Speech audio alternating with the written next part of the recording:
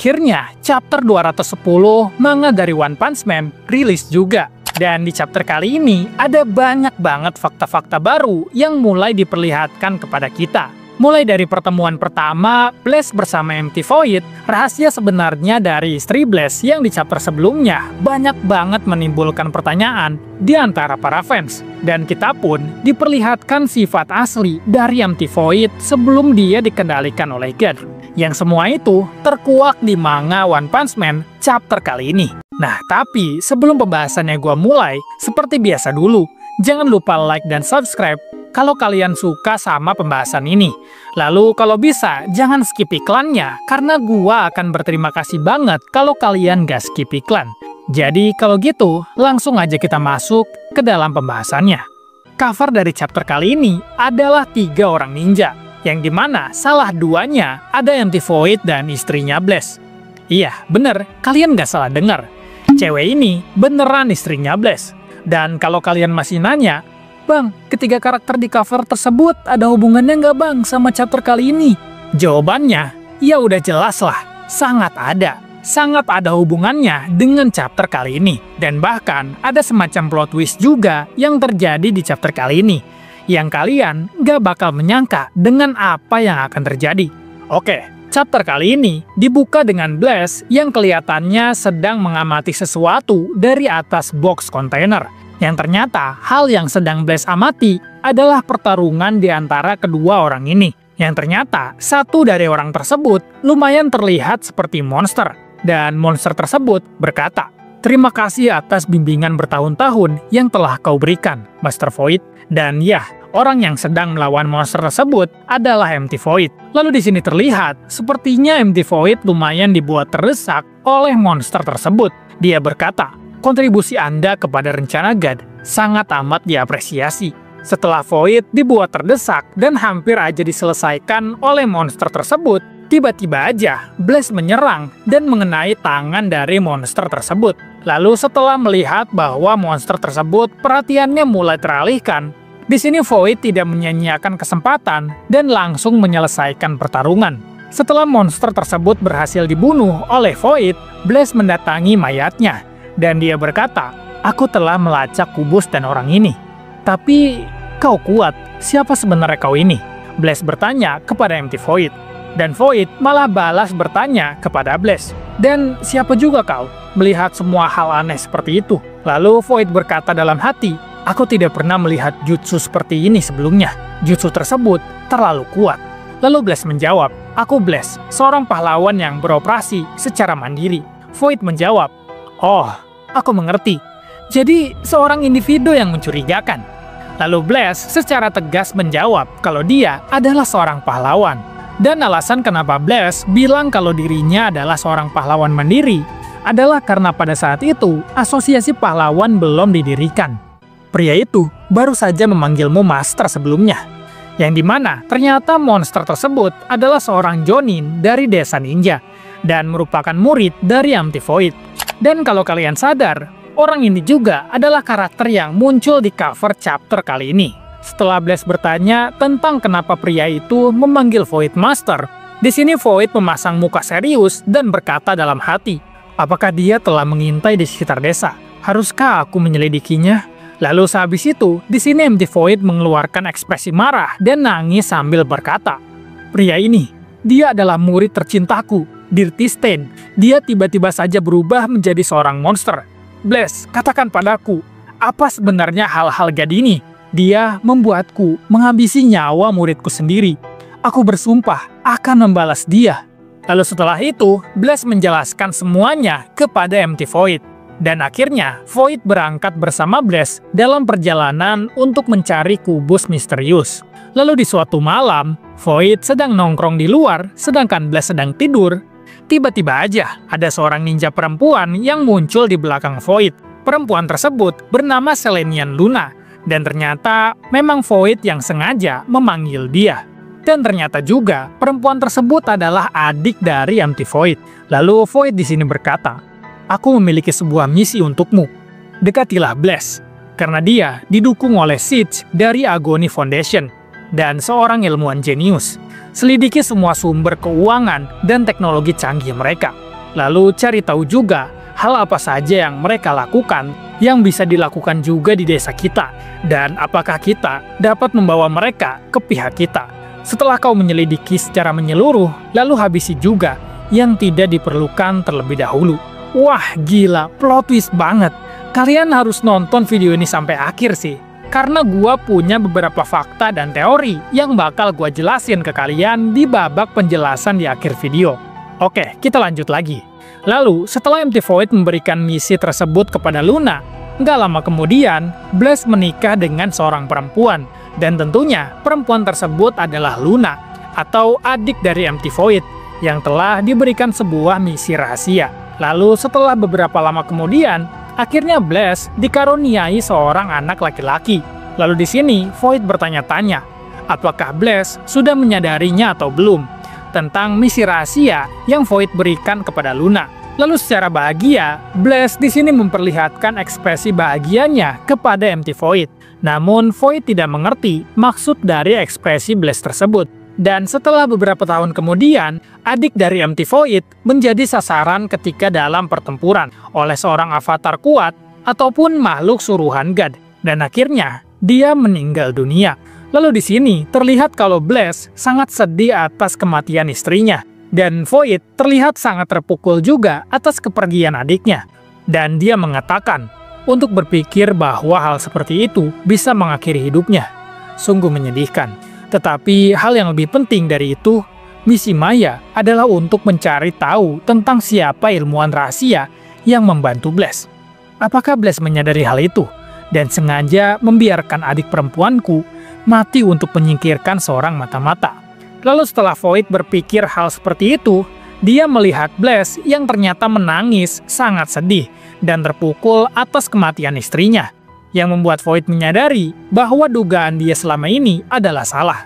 Lalu ternyata setelah beberapa lama pun, Void masih tidak bisa melupakan kejadian tersebut, dan dirinya mencoba berbohong atas kesedihan dirinya dan mengatakan bahwa adiknya adalah sebuah kegagalan.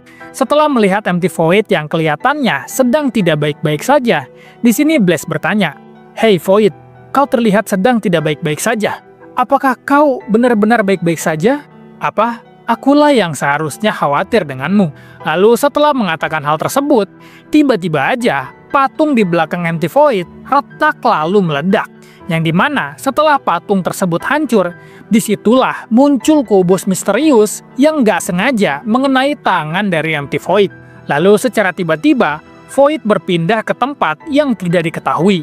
Dan di situ, dia bertemu dua orang yang sangat dia sayangi. "Luna, Stein, kalian berdua masih hidup?" "Kakak, kini aku telah diberikan sebuah misi baru di sini. Sebuah misi yang jauh lebih terhormat daripada menjadi seorang ninja." Dan sehabis adegan mengharukan tersebut, tiba-tiba kita diperlihatkan Saitama yang lagi ngeliat-liat pedang MT Void dan mengatakan kebetulan banget karena dia emang lagi butuh sebuah cutter besar buat ngebelah paket kardus di rumah dia. Lah, apaan sih si botak kagak jelas banget woi. Botak lagi seru juga ah. Dan akhirnya chapter 210 selesai karena diganggu oleh MC kagak jelas ini. Wah gila, walaupun chapter kali ini tuh masuknya flashback, tapi ini tuh seru banget sih menurut gua. Karena kita diperlihatkan banyak banget hal, banyak banget plot twist yang terjadi, dan ternyata kita dikasih banyak banget rahasia lagi yang belum terungkap. Lalu tentunya di sini gua punya banyak banget teori dan pertanyaan yang bakal gua jelasin ke kalian. Yang dimana ini tuh kita diperlihatkan ya, kalau misalnya ternyata God itu sejak awal memang sudah mengacaukan dunia manusia ya bisa dibilang. Karena kan ini tuh bisa dibilang mungkin 20 tahun yang lalu ya, atau bahkan lebih dari 20 tahun yang lalu. Karena kan di sini Blaze bahkan belum kenal sama MT Void gitu loh. Di sini dia masih sendirian lah bisa dibilang. Bahkan kan dia masih baru pertama kali lah ketemu sama MT Void. Dan ternyata kubus misterius pun itu memang udah ada dari dulu gitu. Dan udah mengubah para manusia-manusia yang bisa dibilang potensial lah ya. Manusia-manusia yang memang sejak awal kuat, itu memang God sengaja pilih, dan dia ubah menjadi makhluk suruhan God atau makhluk misterius lah bisa dibilang. Dan yang gua nggak nyangka, ternyata makhluk misterius ini tuh kuat banget ya.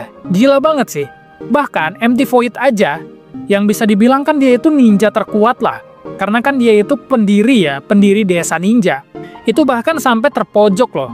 Lihat aja nih, MT Void bener-bener kewalahan parah sih ini waktu ngelawan muridnya ya. Muridnya yang berubah jadi makhluk misterius. Bahkan sampai hampir mokat loh dia.